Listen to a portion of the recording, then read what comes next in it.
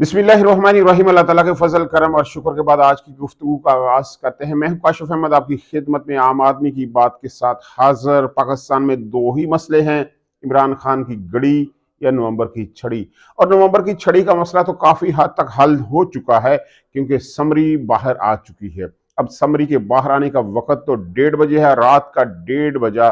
पाकिस्तान के अंदर बहुत सारे मामला ऐसे होते हैं जिसके ऊपर बहुत सारे खदशात होते हैं क्योंकि रात को बहुत सारे काम होते हैं।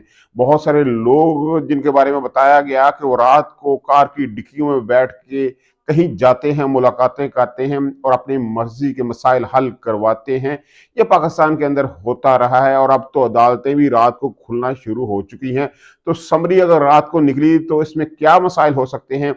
समरी अपनी जगह पर पहुंच चुकी, मुशावरत उसके ऊपर शुरू हो चुकी। अब ये और बात है कि आदर राजा साहब ने इसके ऊपर फरमाया कि ये समरी ब्लैकमेल करके निकाली गई, यानी ये साकडार ने जो स्टोरी अहमद नूरानी को दी उसने इसमें वाइटल रोल प्ले किया।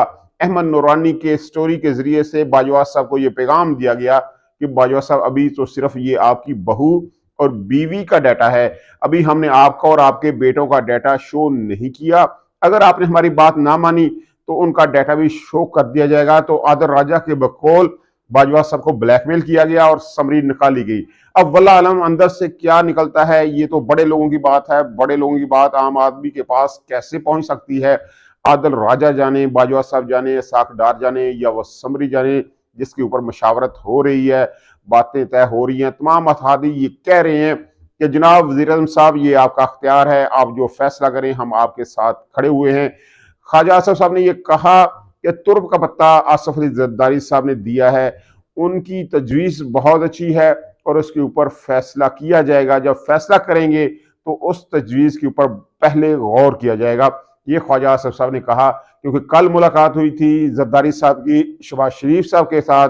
शहबाज शरीफ साहब पूरी तैयारी में थे कि वो तुर्किया चले जाएं, उनको रोका गया, पैगाम दिया गया कि बादशाह रुक जाओ, यहीं पे कुछ चीजें तय करनी है। आसफ अली जरदारी साहब उनके पास गए और मामला तय हुए कि ना तेरी ना मेरी विचकार ली। ये उन्हें कहा गया कि एक ऐसे बंदे के ऊपर इत्तेफाक किया जा सकता है जिसके ऊपर कोई कन्फ्लिक्ट नहीं है। दोनों पार्टियां, तीसरी पार्टी का तो भी जिक्र नहीं कर रहे, वो तीसरी पार्टी है इमरान खान, जो कह रहे हैं कि समरी जब मेरे पास आएगी तब इसके ऊपर फैसला होगा। जब एक मफरूज शख्स के साथ पाकिस्तान का वज़ीर-ए-आज़म मशावरत कर सकता है तो सदर जो मेरी पार्टी से तल्लक रखता है वो मेरे साथ मशावरत क्यों नहीं कर सकता। इमरान खान ने बहुत वाज़ेह अंदाज में कहा कि मुझे अगर ना बीच में गिना तो मामला खराब हो सकते हैं। ख्वाजा आसफ साहब ने भी कहा था कि अगर समरी सदर ने रोकी तो गैर आईनी होगा। इससे मसाइल जरूर हो सकते हैं लेकिन ज्यादा मसला जो है वो तहरीक इंसाफ के लिए होगा। ये तहरीक इंसाफ के लिए एक पॉइंट स्कोरिंग भी है कि वो अपने रिलेशंस जो एस्टेब्लिशमेंट के साथ खराब हो चुके हैं।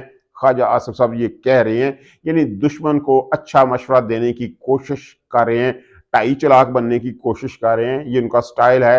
उन्होंने कहा कि ये पीटीआई के पास एक मौका है, बेहतरीन मौका कि वो अपने रिलेशन एस्टेब्लिशमेंट के साथ ठीक कर ले, वो इस समरी को आगे जाने दे।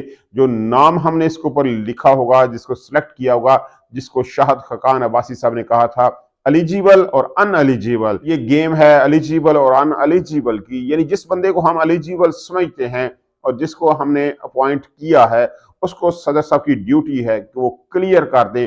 अगर उन्होंने ना किया तो बिलावल भुट्टो जरदारी साहब ने कहा था उनको नताइज भुगतना होंगे। तो मामला तो बहुत सख्त हो चुके हैं। तलत हुसैन ने कहा कि मामला इतने खराब हो चुके हैं कि अब ये फाइनल राउंड है पीटीआई के लिए और देखते हैं कि वो इस फाइनल राउंड में कैसे खेलती है।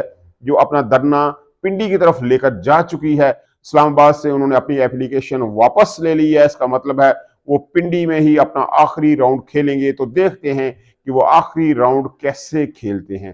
तमाम नजरें जो हैं वो पिंडी के राउंड के ऊपर है और पिंडी की जो शख्सियत हैं, साहब इक़्तिदार लोग, उन्होंने अपना आखिरी खिताब भी किया जिसमें उन्होंने कहा कि माजी में जो फौज है वो गैर आईनी किरदार अदा करती रही है और अब हम ये काम नहीं करेंगे। हम ए पोलिटिकल हो चुके हैं, न्यूट्रल हो चुके हैं। फरवरी में हमने ये फैसला किया कि हम ए पोलिटिकल हैं। इसके ऊपर तलत हुसैन ने तज्जिया किया कि जनवरी में गैर सियासी नहीं थे, सियासी थे, क्योंकि तहरीक इंसाफ तारीफें कर रही थी कि हम एक पेज के ऊपर हैं, और फरवरी में अचानक ही गैर सियासी हो गए, और क्योंकि तहरीक इंसाफ ने गालियां देना शुरू कर दी।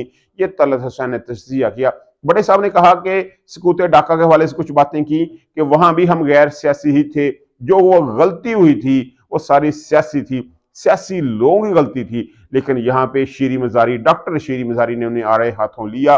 जिस तरह वो अपने स्टूडेंट्स को समझाती हैं, बताती हैं कि बेटा ये तुम्हारी बात गलत है, तुम्हारा जवाब गलत है, ऐसे ही उन्होंने फैक्ट की रूह से बाजवा साहब को ठीक करने की कोशिश की कि साहब बहादुर उस वक्त साहब इख्तिदार कौन था सब जानते हैं, शेख मुजीबुर रहमान ने कितनी सीटें हासिल की सब जानते हैं, भट्टो साहब ने कितनी सीटें हासिल की सब जानते हैं, इख्तिदार किसको देना चाहिए था और किसको नहीं दिया, किसको नहीं देना चाहिए था और किसको दे दिया गया, ये भी सब जानते हैं। तो सब जानते हैं कि वहां पे गलती किसकी हुई। आप वहां भी गैर सियासी नहीं थे, यहां भी गैर सियासी नहीं है। आप वहां भी सियासी थे, यहां भी आप अभी तक सियासी हैं, क्योंकि अगर आप सियासी ना हो तो जो अल्फी आपने पीडीएम में डाली हुई है वो उसी वक्त खत्म हो जाए और पीडीएम 13 जमातों में तकसीम हो जाए, वो नहीं हो रही तो इसका मतलब है आप सियासी हैं। अल्लाह करे कि पाकिस्तान के हालात बेहतर हों, क्योंकि 2 से 3 दिन बहुत अहम होने जा रहे हैं। बहुत सारी तब्दीलियां होंगी, समरी निकलेगी, सदर तक जाएगी, सदर इमरान खान के साथ मुशावरत करेंगे, तुरब का पत्ता उनके पास है, फैसला क्या होगा, पाकिस्तान का फ्यूचर क्या होगा, मईशत का क्या बनेगा, पाकिस्तान के आने वाले दिन कैसे होंगे और आम आदमी की जिंदगी कैसी गुजरेगी, ये बहुत बड़े बड़े सवाल हैं जिनके जवाब हम आपको देने की कोशिश करेंगे। तो हमारे चैनल को सब्सक्राइब लाजमी कर लीजिए।